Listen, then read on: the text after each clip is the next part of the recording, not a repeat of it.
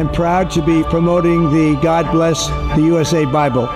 It's my favorite book. What if the headlines we're reading today were written over 2,000 years ago? What if the rise of world leaders, the chaos in politics, and even the tweets of the US president were all part of an ancient divine script? Could Donald Trump, whether knowingly or unknowingly, be playing a role in the unfolding of end-time prophecies foretold in the Bible? This is not a video to worship a man or to demonize him. This is a call to look deeper, to step beyond the surface of news cycles and campaign slogans, and to ask a question every believer must wrestle with. Are we watching prophecy unfold before our very eyes? In this video, we'll explore the strange and controversial intersection between faith, politics, and Bible prophecy. We'll look at Donald Trump's influence on Israel, the Middle East, and the Church, and how that influence might connect with prophecies found in 2 Thessalonians, Daniel, and Revelation. You don't need to be a theologian to follow this, but you will need an open Bible and an open heart. From the moment Donald Trump entered the political arena, he stirred up a whirlwind, not just in politics, but in prophecy.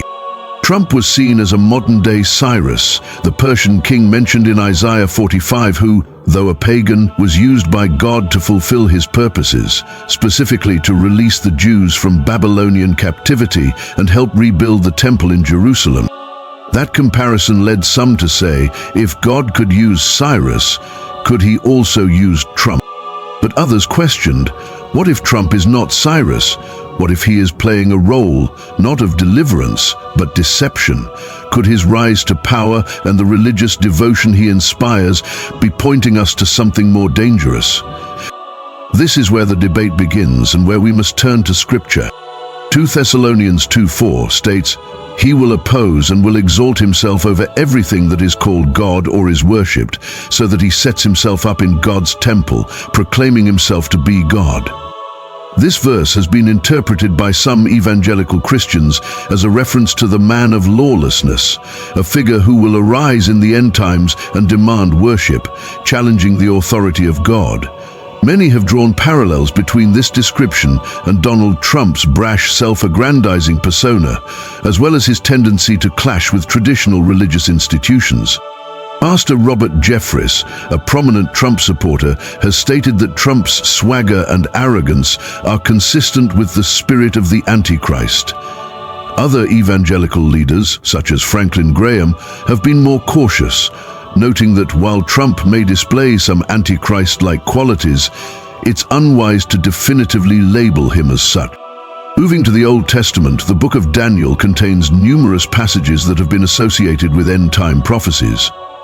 In Daniel 9:27 we read, "He will confirm a covenant with many for 1 7. In the middle of the 7, he will put an end to sacrifice and offering, and on a wing of the temple he will set up an abomination that causes desolation." This verse has been interpreted in various ways, with some seeing it as a reference to a future peace deal that will be brokered in the Middle East, potentially by a charismatic leader. The abomination of desolation has been linked to the desecration of the temple, which some believe could occur during a future conflict. Intriguingly, the Trump administration's controversial decision to recognize Jerusalem as the capital of Israel in 2017 and the subsequent peace plan proposed by Trump's son-in-law Jared Kushner have led some to speculate that Trump may be fulfilling this biblical prophecy. However, critics argue that this interpretation is an oversimplification and that the complexities of geopolitics and Middle Eastern peace processes defy such neat eschatological frameworks. Finally, the book of Revelation presents some of the most vivid and widely discussed end-time prophecies. In Revelation 13, we encounter the description of a beast that was given a mouth to utter proud words and blasphemies and to exercise its authority for 42 months. This beast is said to have authority over every tribe, people, language, and nation. Many Christian commentators have identified this beast as a figure of great political and religious power who will emerge in the last days, potentially leading a global authoritarian system. Some have drawn parallels between this description and the actions and rhetoric of Donald Trump, particularly his nationalist America First policies, his clashes with the media, and his occasional flirtations with authoritarian tendencies. However, as with the other biblical passages, the interpretation of Revelation 13 remains highly contentious. Some argue that this beast represents a future figure or system yet to come, while others maintain that it is an allegory for broader spiritual and political forces at work in the world.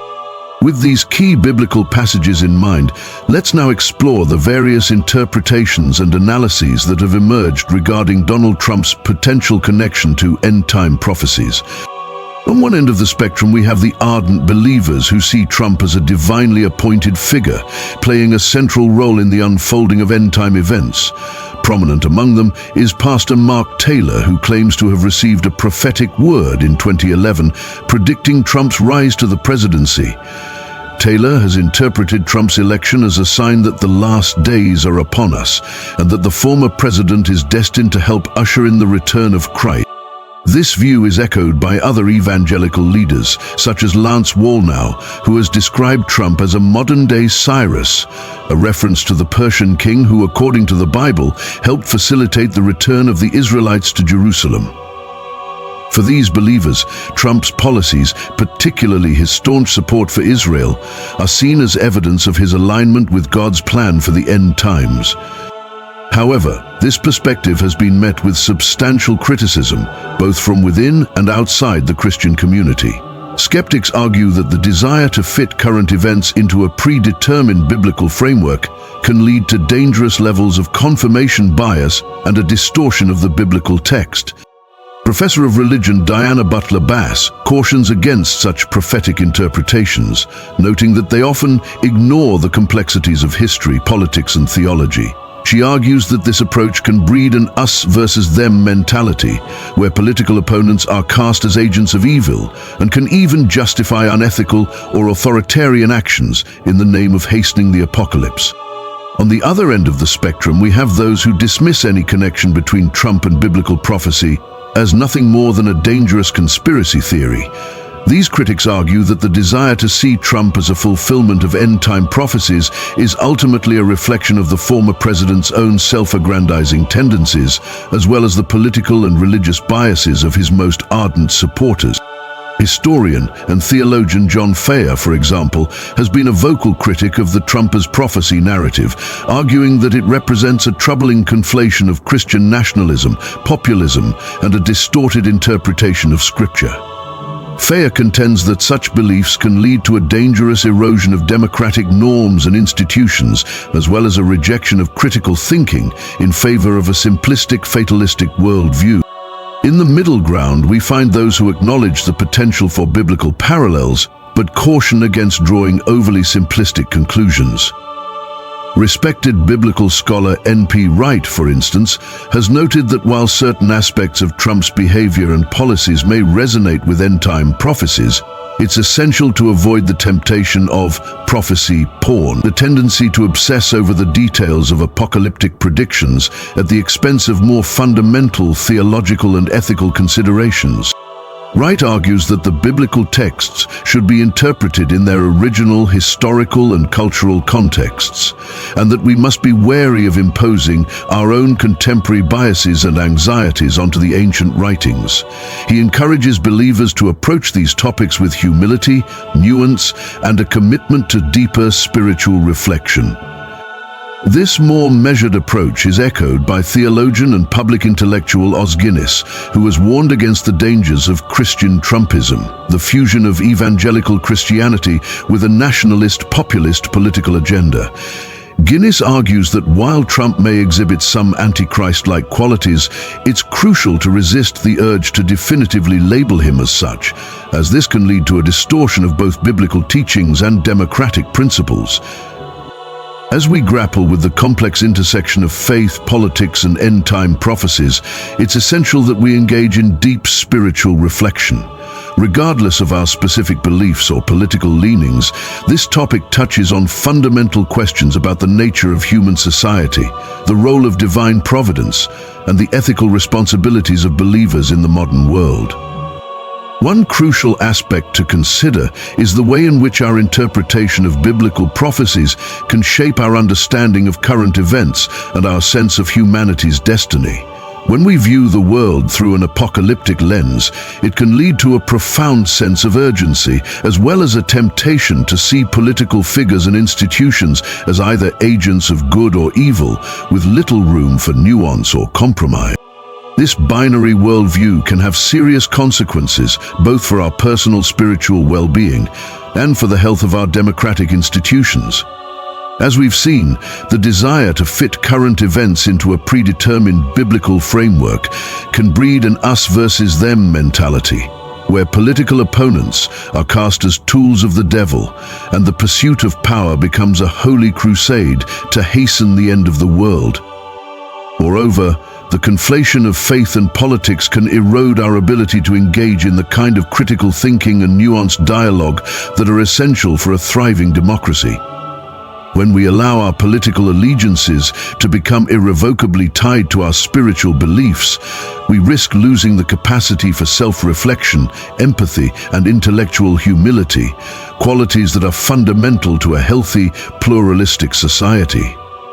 At the same time, we must acknowledge the profound spiritual yearnings that often underlie our fascination with end-time prophecies. The desire to make sense of the chaos and uncertainty of the world, to find meaning in the face of mortality, and to believe in a divine plan that will ultimately triumph over evil. These are deeply human impulses that have animated religious belief throughout history. As such, it would be a mistake to dismiss or denigrate the sincere spiritual concerns that drive many believers to explore the potential connections between current events and biblical prophecy. Rather, we must engage with these questions in a spirit of openness, compassion, and a willingness to challenge our own preconceptions. This may mean stepping back from the temptation to definitively label political figures as Antichrist or harbingers of the apocalypse, and instead focusing on the fundamental teachings of our faith. What does it mean to live a life of true righteousness, humility, and service to others? How can we foster a spirit of love, justice, and stewardship in the face of a world that often seems to be spinning out of control? Ultimately, the intersection of faith, politics, and end-time prophecies is a complex and multifaceted topic that requires a profound commitment to nuance, empathy, and critical thinking. By approaching these questions with an open mind and a willingness to engage with diverse perspectives, we may find that the true signs of the times are not to be found in the actions of any single political leader, but rather in the state of our own souls and in our collective ability to build a more just, compassionate, and spiritually grounded world. In conclusion, the exploration of Donald Trump's potential connection to biblical end-time prophecies is a topic that demands careful, nuanced, and spiritually grounded consideration. While some believers have eagerly embraced the idea of Trump as a divinely appointed figure playing a central role in the unfolding of the apocalypse, others have vehemently rejected such interpretations as dangerous conspiracy theories. Between these poles, we find a range of perspectives that acknowledge the potential for biblical parallels, while cautioning against the temptation of oversimplification and confirmation bias. Respected scholars and theologians have urged us to approach these questions with humility, to resist the urge to definitively label political figures as Antichrist or harbingers of the apocalypse, and to instead focus on the deeper spiritual and ethical teachings at the heart of our faith. Ultimately, the way in which we navigate the intersection of faith, politics, and end-time prophecies will have profound implications for the health of our individual spiritual lives, our democratic institutions, and our collective sense of humanity's destiny. By engaging with this topic with openness, empathy, and a commitment to critical thinking, we may find that the true signs of the times are not to be found in the actions of any single political leader, but rather in the state of our own souls and in our collective ability to build a more just, compassionate, and spiritually grounded world. As we continue to grapple with these complex and often divisive questions, let us remember the words of the Apostle Paul, who urged the Thessalonian believers to not become easily unsettled or alarmed by the teaching allegedly from us, whether by a prophecy or by word of mouth or by letter, asserting that the day of the Lord has already come. 2 Thessalonians 2:2. In these uncertain times, may we find the wisdom and courage to approach the intersection of faith, politics, and end-time prophecies with a spirit of humility, nuance, and a deep commitment to the timeless teachings of our faith.